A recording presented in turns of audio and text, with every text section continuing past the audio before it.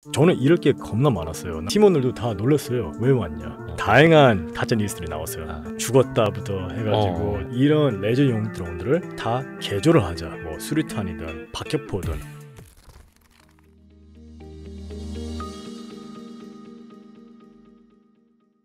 그 실제 전장에서 네. 드론도 좀 많이 겪어보셨어요? 왜 우리가 러시아 우크라이나 전쟁에 투입된 왜 북한군이 드론이라는 걸 처음 봤기 때문에 어떻게 대응하는지도 모르고 막 그래서 좀 그쪽에서는 고전했다 뭐 이런 이야기를 많이 하지 않습니까? 네네. 근데 사실 우리 일반 군인들도 드론 볼 수 있는 기회가 그렇게 많지 않잖아요. 이게 네네. 오락용 드론도 아니고 네네. 자폭 드론인데. 네. 전쟁에서 이제 군인들은 되게 적응을 빨리 해야 됩니다. 네. 네. 그러니까 양쪽에서 생존을 해야 되기 때문에 계속 새로운 아이디어, 새로운 방법들을 생각합니다. 네. 그래서 우리도 그냥 우리 무슨 군사 드론 이런 거는 지원받기 힘드니까 차라리 그냥 레저용 드론 한번 사용해보자. 근데 처음에 레저용 드론을 뭘로 사용했냐면 이제 감시용 또는 정찰용으로 많이 사용했어요. 네. 왜냐하면 요새는 화질이 좋아. 있으니까. 예. 모니터가 있으니까 우리가 거기까지 가서 확인을 해야 되는데 직접 가기가 힘들고 또 위험하잖아요. 그쵸. 그러니까 그냥 레저용 드론을 한번 보내죠. 그래서 보내니까 우리가 필요한 정보를 쉽게 받았어요. 근데 또 우리가 이제 머리를 쓴 게 여기다가 수류탄 한번 달까? 그렇게 생각을 했죠. 그래서 시도를 했어요. 근데 생겼어요. 우리가 쉽게 죽였어요. 그래서 그 뒤로부터는 이제 우리도 이런 거 보고 하면서 이걸 체계화 제대로 만들어 보자. 이런 레저용 드론들을 다 개조를 하자. 쉽게 뭐 수류탄이든 박격포든 이런 거, 그리고 나중에는 여러 수류탄, 여러 박격포, 그리고 그 더 큰 무기들 이제 해보자. 그러면서 계속 발전한 거예요. 예. 그래서 드론이 상당히 좋은 툴이 됐어요. 항상 갖고 다닙니다. 항상. 요즘에 이제 우크라이나에서도 어떻게 보면 이제 드론 산업이 굉장히 커졌다고 네. 하더라고요. 또 막 열심히 또 조립하는 쪽이 있고 그걸 또 네. 이제 전장에 계속 보내주는 거고, 예전에는 군인들이 이렇게 수류탄 차고 다녔다면 이제는 드론을 끼고 다니고 많이 바뀐 거죠. 네, 맞아요. 또 근데 그게 상대방에서도 드론이 날아올 거 아니에요. 네, 당연하죠. 그럼 저도 그것도 러시아 피해야 드론 많이 봤어요. 그리고 다양한 드론 봤어요.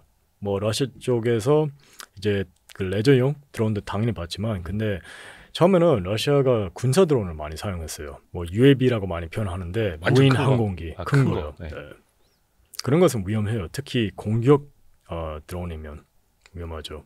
근데 그게 예를 들어서 뭐 진짜 하늘에다 대고 막 드론 뭐 총으로 이렇게 쏜다고 해서 잘 맞는 것도 아니고 맞아요. 어떻게 해야 돼요? 이게 네. 뭐 거기서 카메라로 무인 보고 항공기 쫓아오고 같은 경우에는 쏘기 진짜 어려워요. 일단은 그건 비행기예요.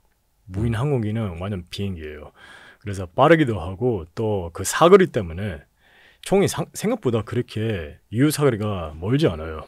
소총은 보통은 400m. 왜 군대에 있을 때도 사격법 네. 배울 때 이제 뭐 항공기가 지나가면 저 앞에 뭐 50m, 100m 앞을 조준을 해서 쏴라 이런 거 배우지 않습니까? 네네. 근데 사실 그게 어디 맞겠습니까? 네네. 특히 이동하는 표적은 더 맞추기 그쵸. 어렵죠. 예, 그래서 드론에다가 뭐 사격하는 건 크게 의미가 없고 빨리 엄폐물 또는 은폐물 찾아야 되는 거죠. 그 보면은 요즘에 왜 드론에도 이제 카메라가 있고 그게 어디선가 또 녹화가 되니까 막 네. 우크라이나에서도 그렇고 우리가 상대 누구를 드론으로 이렇게 해서 킬했다 네네. 막 좀 홍보를 하지 않습니까? 네네. 근데 그것도 보면 이제 우리도 인간이다 보니까 마음이 너무 아픈 거예요. 네네. 그 군인도 어찌됐든 어느 나라 병사건 한 생명인데 네네.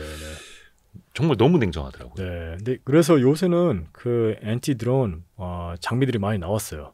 그게 뭐 샷건이 될 수도 있고 또 무슨 electronic gun이라고 생각하면 되는데 그걸로 이제 재밍하는 뭐 역할도 하고, 그래서 다양한 장비들이 나왔습니다. 근데 그거를 뭐 드론에 대응하는 방법을 사실은 배울 시간도 별로 없었을 거 아니에요. 그렇죠? 네. 당시에는 네, 거기 가서 배웠죠. 가서 네, 거기 실전에서. 가서 이제 적응을 한 거죠. 또 그게 또 실전 속에서 네, 맞아요. 이게 사실 미국 군대에서도 생활하시고 수많은 네. 훈련을 거치셨을 건데 네. 실전은 또 완전 별개 이야기잖아요. 그렇죠. 근데 훈련이 되게 중요한 게 우리가 최대한 실전을 시뮬레이션 하려고 하잖아요. 그래서 훈련 강도도 많이 올리고, 그래서 실전적인 훈련도 하고, 그래서 시나리오 훈련도 많이 합니다. 실전을 준비를 하기 위해서. 그래서 훈련이 얼마나 중요하냐면 그냥 제대로 훈련되어 있으면 그러면 실전에서 자연스럽게 그 리액션들이 나올 겁니다. 그래서 훈련을 실전처럼, 실전을 훈련처럼 네. 이렇게 얘기하는 거고요. 네. 그냥 몸에 배워서 딱딱딱딱 나오게. 네. 그 평소에 멘탈 훈련, 마인드셋도 많이 강조하시잖아요. 네, 그것도 맞아요. 실전에서 많이 또 도움이 되던가요? 당연하죠. 강한 멘터 그리고 또 제대로 된 마인드셋이 있으면 당연히 전투를 더 잘할 수밖에 없어요. 왜 그 영화 같은데 보면 그 훈련 많이 받은 사람도 네. 실전에 가서 막 얼어붙고 네. 멘탈 나가서 막 제대로 된 판단 못하는 경우 있잖아요. 실제로 네. 그런 사람들이 있나요? 엄청 많죠. 엄청 많아요. 저도 전쟁터에서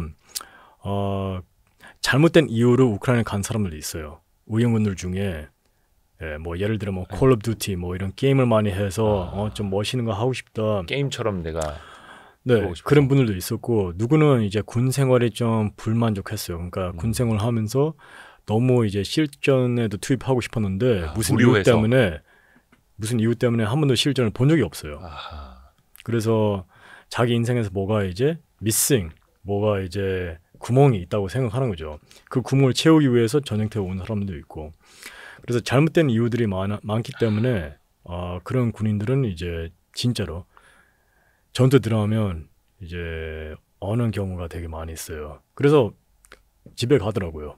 그러니까 내가 생각했던 것과 너무 다른, 네. 너무 위험하고 네. 진짜 죽을 것 같고 네. 게임처럼 생각하고 왔는데 네, 맞아요. 근데 집에 가고 싶어요 한다고 해서 집에 갈 수 있나요? 의용군들은 그랬어요. 의용군들은 네. 어차피 그냥 자발적으로 온 사람들이니까 맞아요. 징집병도 아니고. 네. 그리고 계약도 있어요.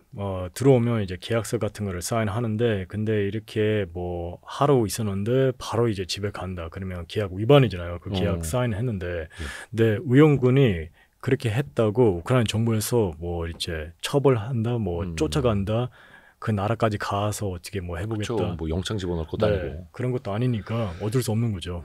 그냥 가라. 뭐 이렇게 네. 너 왜 왔냐 가라 이런 거야. 네, 맞아요.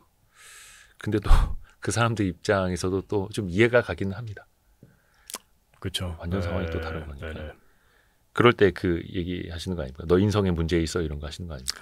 근데 저는 그런 분들 저는 저희 팀원들 다 선발을 했어요. 직접.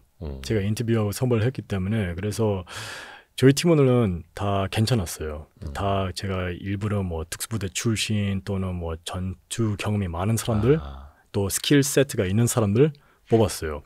근데 다른 뭐 이제 부대, 다른 뭐 팀, 다른 군인들 이렇게 도망치는 걸 제가 본 거죠. 왜냐하면 전쟁터에 나가 있으면 그러면 우리 팀은 뭐 우리만의 임무가 있지만 근데 이제 이동을 하다 보면 다른 군인들 보게 돼요.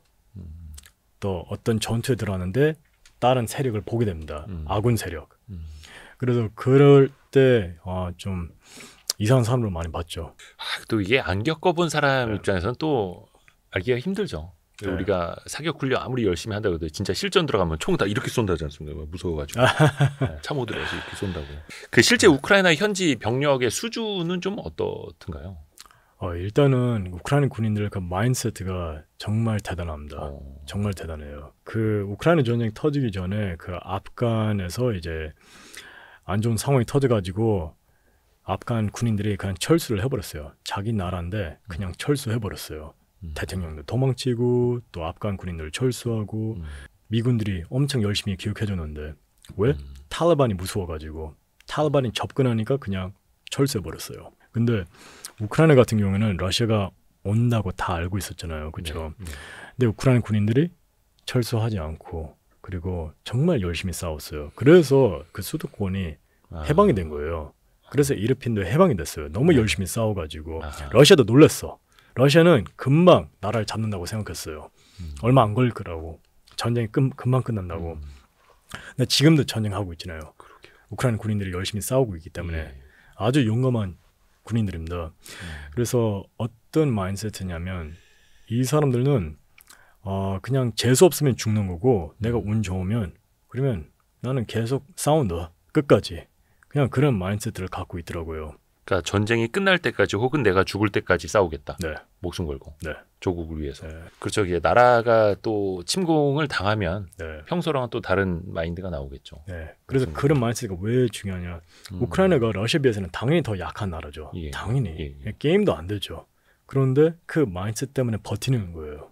이게 아무리 좋은 무기를 줘도 미국이 많이 지원했어요. 맞아요. 네. 근데 아프간 군인들도 미군들이 훈련시키고 장비도 다 주고 그렇게 했잖아요. 근데 네. 바로 철수잖아요. 싸우지도 않고 그냥 바로 철수해 버렸어요. 아, 마인드세트 차이입니다. 그러니까 러시아 군인들은 뭐 도망갔다는 이야기들 많이 나왔었고, 네. 물론 우크라이나에서도 준비되지 않은 군인들도 좀 있겠죠. 예. 예, 군대는 워낙 큰 조직이기 때문에 어느 조직을 가든 이상한 사람들 또 이제 겁쟁이들 많죠. 근데 대부분으로 볼 때는 아주 용감한 대단한 군인들입니다. 체력 문제로 또 이렇게 뭐라 해야 되나 좀 낙오하는 경우도 있을 거 아니에요. 네, 또 현장에서는 또 잘 먹어야 되고 네, 회복도 잘 해야 되는데 막 네, 밤에 잠도 제대로 못 잘 거 아닙니까? 네, 전장에서는. 네. 그럼 더 막 고갈될 수밖에 없을 거고 더 예민해지고. 더 예민해지고 네, 막 신경 곤두세워지고 네, 당연하죠. 내가 내일 아침에 네. 죽을 수도 있다라는 이런 생각이. 맞아요. 근데 어느 정도 전쟁터에서 제대로 싸우려 그러면 그런 걸 좀 받아들여야 돼. 내가 죽을 수 있다. 내가 내일도 죽을 수 있고 내일 모레 오늘 죽을 수 있다.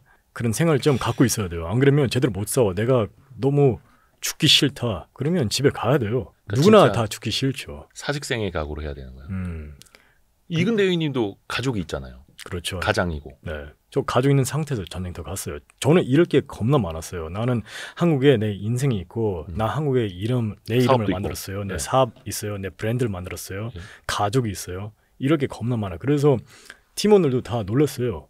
왜 왔냐? 약간 그래서 초반에 쇼하러 간다. 영상 찍으러 간다. 네. 이런 얘기 많이 들으셨잖아요. 맞아요. 왜냐면 근데 당연히 그런 반응이 나올 수밖에 없어요. 왜냐면 사람이라는 게 이게 꼭 한국 사람만 아니야. 인간이라는 게 질투가 많아요. 질투도 많고 그리고 자기보다 대단한 사람을 못 받아들여. 그래서 어떻게 해서 깎아내려야 돼. 그래서 저는 정말 한 사람이라도 더 살리기 위해서 우크라이나를 갔는데 그걸 못 받아들여. 인간이라는 게. 약간 뭐라 해야 되냐. 조금 이근대위님이 굉장히 특이하시기는 해요. 그렇죠. 그런 결정을 네, 하고 맞아요. 그걸 또 행동으로 옮길 수 있는 사람이 몇이 되겠습니까? 네. 그래서 그 가짜 뉴스 아마 들었을 거예요. 폴란드에서 영화 촬영하고 있다. 아.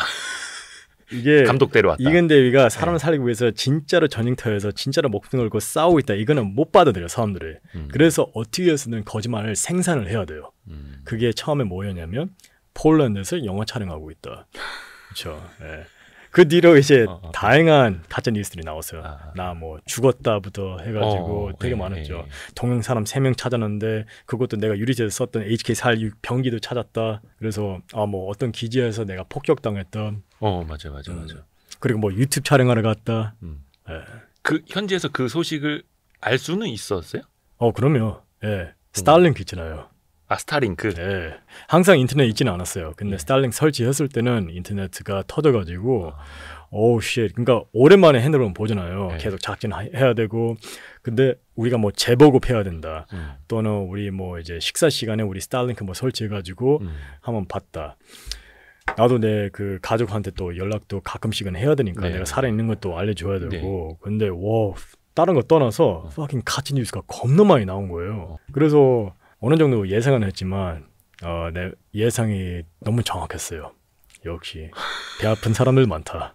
또 워낙 이근대님이 화제의 인물이다 보니까 네. 화제의 중심에 있었고 당시에 네. 또 너무나 특수한 상황이었고 네. 가족분들의 반응은 어땠어요? 그 우크라이나에 간다고 할 때 저 미친놈이래요. 누가요? 가족분들 그냥 뭐 어머니, 아버지 그리고 또 저희 와이프랑 와이프 부모님 다 저를 되게 이상하게 생각했죠. 그쵸. 정상적으로 보는 게 그게 네. 더 쉽지 않죠. 처음에 농담하는 줄 알았대요. 근데 나는 그 당시에 시간 낭비할 수 있는 상황이 아니었습니다. 왜냐하면 전쟁터를 가는 거잖아요. 그리고 또 나는 최악의 케이스를 생각해요. 예를 들어 가면 나한테 좋은 장비 안 줄 것 같아. 딱 봐도 뻔해. 지금 위급한 상황이잖아요. 뭘 의용군을 챙겨. 오케이, 총 정도 주겠지. 총, 탄. 근데 나만의 이제 전술 장비 이런 거는 내가 다 챙겨 가야 된다고 생각했어요. 그래서 나도 그러면 갈 거면 꼼꼼히 챙겨 가야 돼요. 네네네. 그래서 시간 낭비할 수 있는 상황도 아니었고 내가 와이프 뭐 설득 또는 뭐 이렇게 설명 무슨 그런 여유가 없었어요. 네. 그래서 그냥 내 펠리컨 케이스에 내 장비를 다 놓고 또 더블 체크하고 내가 뭐 빠뜨린 게 있는지 없는지 그 상황에서 이제 와이프도 그거 보면서 진짜구나. 진짜 저 사람 준비를 미쳤다. 하고구나. 미쳤다. 어디 그냥 하는 말이 캠핑가 이렇게 아니구나. 봤는데 막 무기 같은 거 챙기고. 근데 나는 설명도 하기 싫은 거야. 물론 해야지. 설명해야 되는데 못 받아들일 거, 못 이해할 거라고 알고 있어요. 그럼 어디 뭐 이혼하고 갈 수는 없잖아요. 그래도 내 신념을 어느 정도 이해를 나중에 할 거라고 생각했죠. 나중에. 네, 나중에. 허락보다 용서가 빠르다. 그렇죠. 예. 네. 아니 그러니까 가족들은 거의 뭐 전장에 나가 계신 동안 뜬 눈으로 밤을 새우거나 네. 오늘은 살았나 죽었나 거의 네. 엄청 걱정하셨을 거 아니에요. 특히 뭐 부모님도 그렇고. 그렇죠. 그리고 또 어떻게 보면 물론 좋은 마음으로 갔죠. 이제 큰 그림을 보고 사람을 살리기 위해서 또 러시아군 상대로 이제 싸우고. 근데 보통은 사람들 어떻게 생각하냐면 네. 자기 가족 지키는 게 임무다. 그렇게 생각하잖아요. 그것도 당연히 맞는 얘기고. 네. 근데 우리나라는 이제 안전하고 그리고 내 가족은 일단 안전한 데 있으니까 내가 지금 위험한 데 가서 싸워야 된다. 근데 그걸 잘 이해를 못 하는 거죠. 그렇죠. 아니 하다못해 진짜 이근 대위 사망했다는 뉴스가 나왔는데 네. 보시는 부모님은 어떻겠어요? 그렇죠. 당장 연락도 안 되고 네, 하면. 맞아요. 되게 마음도 아프고 잠도 못 자고 고통스럽죠. 매일매일 고통스러워요. 저는 이제 외국에서 싸우고 있지만 위험하지만 나도 힘들지만 근데 가족분들도 걱정하고 있을 생각에 힘들어요. 그냥 정신적으로 너무 힘든 거예요. 그렇죠. 그래서 그런 면에서는 너무 미안하죠. 미안한 사람 같지가 않은데요. 그래도 어떻게 아팠는지는 알 것 같아요. 갔다 오셔서 어떻게 좀 등짝 스매싱 안 맞았습니까? 혼났죠. 많이 혼났죠. 너 이놈의 새끼야. 기껏 키워놨더니. 네네. 근데 또 하기사 직업 군인이셨고 네. 또 그런 또 이제 정의감에 또 갔다 오셔서 대단하십니다. 저희가 뭐라도 좀 응원을 좀 해드려야 되는데 줄 수 있는 거 저희가 이 YG 부스터밖에 없어가지고 건강기능식품 좀 드세요? 네, 그럼요. 이거 저희가 하는 건데 하나 드시죠. 이 활력에 이거 어떻게 먹는 거예요? 요거 뚜껑에 네. 정제가 2개가 있습니다. 이거 먼저 이렇게 털어 넣으시고 요 밑에는 액상이에요. 그래요? 비타민 B, 아르기닌 같은 거 좀 챙겨 드세요. 건강기능식품. 이걸 또 씹어 드셔. 맛 없어. 아니 이걸로 액상을 이렇게 삼키시는 거예요. 와 상남자. 완전 이런 사람 처음이야. Man. 아니 그게 아니라 이 밑에 걸 따서 마시면 된다니까요. 이거는 또 처음 먹어보네. 우두둑 소리 들어갔죠. 와. 이 위에가 루테인 지아잔틴이랑 또 하나 뭐지 은행잎 추출물인데 이거를 나는 씹어서 드시는 사람 나 태어나서 처음 봤다. 상남자. 오늘 진짜 웃음 포인트를 상남자가 주시네요. 우크라이나에선 살아 돌아왔지만 YG 부스터 먹다가 죽을 뻔한. 무슨 독인 줄 알았어요. 와이스트릿이 기껏 불러놓더니 이상한 거 주네 막 이 생각 하셨을 것 같은데 나 미치겠다. 난 그런 거 줄 알았어요. 그 씹을 수 있는 막 비타민 같은 거 있죠. 맛있고 딱 그렇게 생겼는데 이 안에 설명서는 있는데 원래 박스 안에. 그래요? 덕분에 웃음 포인트 하나 생겼습니다. 자 오늘은 저희가 이근 대위님과 최근에 이제 신간 내놓으신 더 빅토리북 이야기를 하고 있고요. 책이 특이합니다. 180도 펼쳐지는 책. 네. 일단 마인드 세팅. 네. 승리의 기술. 정신적으로. 네. 원하면 불러내서 육체적으로도 시켜줄 수 있고. 네네. 진짜 좋은 명언들 들어가 있습니다. 100개요. 100개의 명언. 네. 그리고 옆에다가 같이 이제 쓰면서 네. 생각할 수 있는 맞아요. 계획도 그리고 각 페이지 아래는 저희 경험이 들어가 있습니다. 이 명언 제가 왜 선택을 했고 이 명언이 저한테 어떤 경험이었는지. 나한테 어떤 경험이었는지. 예. 예를 들어서 뭐 UDT 지옥주 훈련 때 100kg짜리 고무보트를 머리에 이고 16마일을 뛰었다 막 이런 이야기. 네.